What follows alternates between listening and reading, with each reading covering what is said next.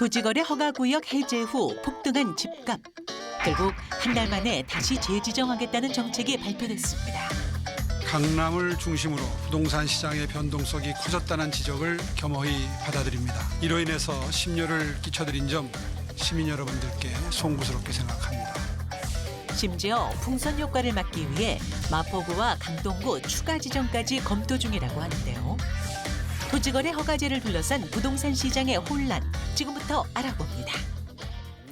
네, 한 달 만에 토지 거래 허가구역 해제가 이제 번복되면서 집값이 오르락 내리락하고 계속 뉴스에 나오더라고요.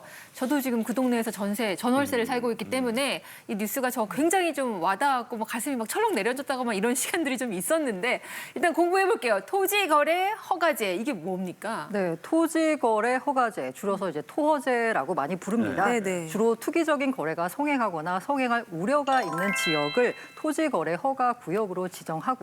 이 관할 지자체장의 허가를 받고 거래하도록 강제하는 제도입니다. 그러니까 내 집 내가 사는데 누가 참견이야가 아니라요. 관할 구청장한테 집 사도 됩니다라고 허가를 받아야 되는 제도죠. 토허제 지정구역에서 주택을 구입하려면요. 기본적으로 전세대원, 그러니까 가족 구성원 모두가 2년 동안 실거주를 해야 합니다. 그러니까 다시 말해서요. 내가 이 집을 사는 게 투자 목적이 아니라 거주 목적입니다를 입증해야 하는 거죠.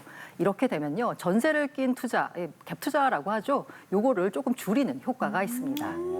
그러면 요번에 이제 그게 변동됐다는 거 아니에요? 그게 예. 어디라고 그랬던 거예요? 옆 동네까지 갔다는 건가요? 어디라고 하셨죠? 근데 이게 문제라니까. 지금 이사 계획에 있는 것도 아닌데 벌써 관심을 갖고 이게 바로 투기 막 투자 막 이런 거 생각하는 거 아니에요? 지금? 그럼 돈도 없지만 그래도 경제를 알으려고 내가 그러는 거죠. 이것 때문에 집값이 지금 올랐다 내렸다 꽁충 장난도 아니래요. 예. 어디라고 하셨죠? 사실 해제할 때는요. 서울시가 2월 12일에 해제를 했습니다. 강남구의 송파구, 이른바 이제 잠삼대청이라는 잠삼대청. 동이요. 동단입니다. 동이네. 여기를 해제했습니다. 오세훈 서울시장이 당시 규제를 해제할 때요. 이 토지거래 허가제 자체가 주민권의 재산권 행사를 주민들의 재산권 행사를 제한하고 이 실수요자들의 거래를 어렵게 한다라는 점을 해제의 주요 이유로 들었습니다. 그런데 해제 이유가 무색하게요. 한 달여 만에 다시 확대 재지정했습니다. 이유가 뭐냐? 집값이 너무 뛰었습니다. 네. 해제 기간 동안 송파구 아파트 가격이요. 주간 상승률이 0.14%에서 0.36%로 뛰었고요. 이 강남구 같은 경우에는 0.08%에서 0.27%로 뛰기로 했습니다. 결국 규제 완화가요. 시장 안정화보다는 과열을 유발한 겁니다. 그에 따라서 서울시는 시장에다가 명확한 메시지를 주기 위해서 앞서 말씀드린 대로 아까는 동단이었잖아요. 그게 아니라 강남 3구와 용산구 전체, 서울시 전체 면적의 27%를 토지거래 허가구역으로 재지정했습니다. 약 40만 호가 해당이 되는데요. 만약에 이후 집값 상승이 이어진다라고 하면 지금은 9월 말까지인데 기간을 연장하거나 아니면 뭐 앞서 말씀하신 마포구, 성동구 등 풍선 효과가 우려되는 지역까지 확대 재지정할 수 있다. 라고까지 예고를 했습니다. 토허제 해제를 또 번복하면서 문제가 발생했다고 하는데 그 문제도 한번 짚어주실까요? 네, 그렇습니다. 두 가지 좀 현상이 일어나고 있는데요. 첫 번째로는 계약을 포기하는 사례들이 나오고 있습니다. 난 집값이 오를 것 같아서 이제 투자 목적으로 사신 분들이 있는데, 이제는 토제 같은 경우가 다시 한번 재지정되다 보니까 집값 빠지겠다라고 하면서 계약했던 거를 이제 파기하는 사례가 나오고 있는데. 그러면 이제는 계약했던 분들 입장에서는요. 가계약금이라는 걸 보통 걸거든요. 이걸 포기하셔야 됩니다. 그렇게 포기하면서까지 사실상 이제는 계약을 파기하는 경우가 있다라는 것과 두 번째로는 이제 공인중개사의 이제 금전적 손해가 일어나는 거죠.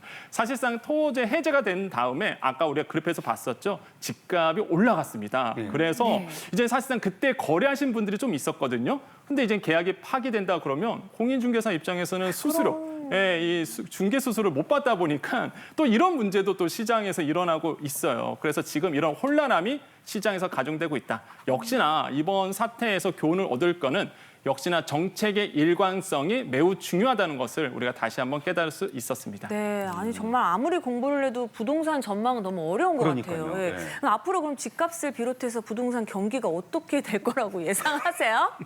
제가 어떻게 알겠습니까? 제가 어떻게 알겠습니까? 부동산 경기 전망 저는 모르겠습니다. 많은 한 증권사에서요. 과거 토호제 효과를 한번 분석해봤습니다. 아까 제가 잠삼대청이라는 말씀을 드렸잖아요. 해당 지역에 토호제를 지정을 했더니 거래량이 토호제 지정 2년 전보다 2년 후에 보니까 거래량은 확실히 줄었습니다. 일부 지역은 80%까지 줄었는데요. 그런데 집값 상승세는 꺾지 못했습니다.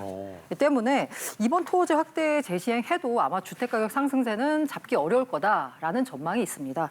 하지만 상승세를 이어갈지 여부는 전반적인 경기 상황을 봐야 되는데요. 지금 우리 경제를 보자면요. 대외적으로는 트럼프 대통령의 글로벌 관세 전쟁이 있고요. 대내적으로는 정치적 불확실성이 있습니다. 이 때문에 사실 이런 대내적인 변수를 감안하면 또 마냥 부동산 시장을 낙관하기도 어려운 상황입니다.